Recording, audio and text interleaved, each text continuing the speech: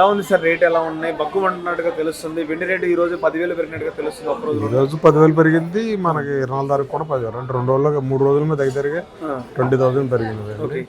పెరిగి దగ్గరగా 240 దగ్గర ఉంది వెండి. ఎందుకు అంత పెరుగుతుంటే ఏం చెప్తారు సార్? బేసిక్ ఏదైనా ఎందుకు పెరుగుతుంది? డిమాండ్ ఉంటే పెరుగుతుంది.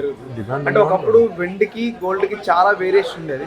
అలాంటి గోల్డ్ కూడా క్రాస్ అయిపోయి వెండి చూస్తాయి అది అధిక స్థాయికి వచ్చి కాదు.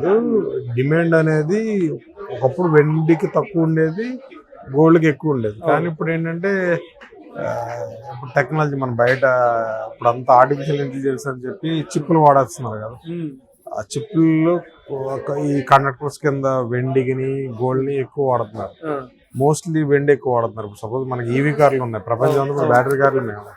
అప్పుడు ఏమున్నాయి మీరు అన్న ప్రకారం చూసుకుంటే పూర్వం అంత డిమాండ్ ఈవీ కార్లు కానీ ఈ టెక్నాలజీలో చిప్పులు తయారు చేయడానికి కానీ అంత లేదు కదా. పెరిగింది. ఇప్పుడు స్మార్ట్ టెక్నాలజీ కోసం చిప్పులు తయారు చేస్తున్నారు. చిప్పుల్లో కండక్టర్స్ కింద ఈ మెటల్స్ వాడుతున్నారు. ముఖ్యంగా వెండిని ఎక్కువ వాడుతున్నారు ఇండస్ట్రీస్. సో దానివల్ల ఏమవుతుంది, ఇండస్ట్రియల్ డిమాండ్ ఎక్కువ ఉండి వెండి ప్రపంచవ్యాప్తంగా కూడా హ్యూజ్ క్వాంటిటీలు అంటే టన్స్ లో కొంటున్నారు.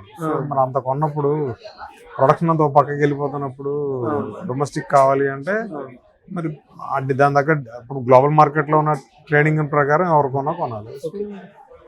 ఆ రకంగా చూసుకుంటే వెండి అనేది కూడా ట్రేడింగ్ ఎక్కువ జరుగుతుంది కాబట్టి ఎక్కువ పెరిగిపోయింది.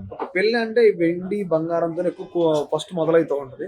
మరి ఎంత మండిపడుతున్న రేట్లలో పేద వాళ్ళు కొనే అవకాశం ఉండదు అంటారు. మరి షాప్ వచ్చే అవకాశం ఉండదు. నేను బంగారం దగ్గర పేదలు కోటీశ్వర్లు పదాలే ఉండవు సార్. బంగారం కొనేది మన దగ్గర డబ్బులు మిగిలితేనే బంగారం దగ్గరకు వస్తారు. దాని పేద అయినా ఉండదు. అంటే పెళ్లి చేసినప్పుడు ఎంతో కొంత పెట్టాలి. ఎంత బంగారం మారదండి, ఆ సిస్టమ్ మారదు. ఎందుకంటే బంగారం అనేది ఆడపిల్లలకి ఇచ్చి శ్రీధనం లాంటిది. వాళ్ళ అవసరాలు భవిష్యత్తులో ఎలా ఉంటాయో తెలియదు.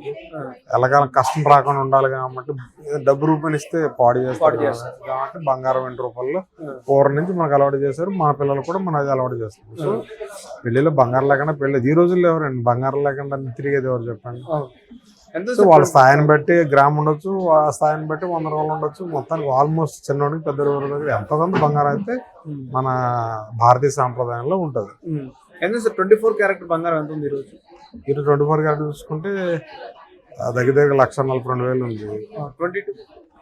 22 చూసుకుంటే దగ్గరగా 12,840 రూపీస్ అంటే దగ్గర 1,28,000 400 అలా ఉంది. వెండి కూడా 18 క్యారెట్ ఇంకా అంతేమో, దానికి అంత డిమాండ్ ఉండదు సార్.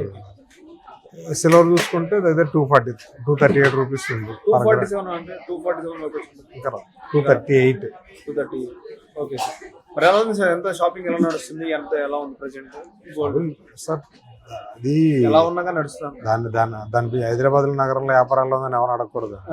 ఎందుకంటే ఇక్కడ మిక్స్డ్ కల్చర్ ఉంటారు. సో జరిగే బిజినెస్ ఇక్కడ యావరేజ్ బిజినెస్ జరుగుతుంది, అందరికీ జరుగుతుంది. అంటే గోల్డ్ తగ్గిపోతుంది, కొనే వాళ్ళు తక్కువైపోతుందని చెప్తున్నారు సార్ చాలా మంది నిపుణులు. ఆబ్వియస్లీ ఇప్పుడు భూమి రేట్లు పెరిగినాయండి. రియల్ ఎస్టేట్ మార్కెట్ ఎలా ఉంది? ఇలాగే ఉంటుందా? అంటే ఇంకెవరు ఇల్లు కట్టుకోరు భవిష్యత్తులో? కట్టుకుంటారు. మరి పెరిగిపోతాయి కదా వాల్యూస్.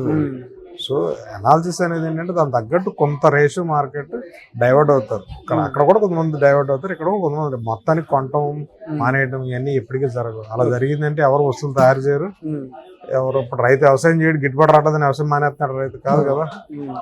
సో ఎంత కొనేటోడు కొన ఉంటాడు, కాకపోతే కొంతవరకు తగ్గుద్ది.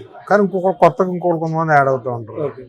రేపు పూర్వం డబ్బు రావాలి అంటే వ్యవసాయాలు చేయాలి, చేయాలి. వాళ్ళ రోజున చాలా మంది సాఫ్ట్వేర్లు ఉన్నారు. పూర్వం కష్టపడకుండా ఒక మోస్తరు తెలివితేటలతో సంపాదించే వాళ్ళు ఎక్కువ ఉన్నారు మార్కెట్ లో.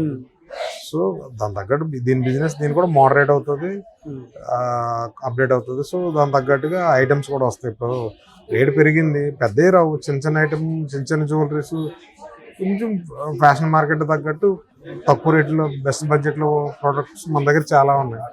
ముందు ఇంకా డెవలప్ చేస్తారు.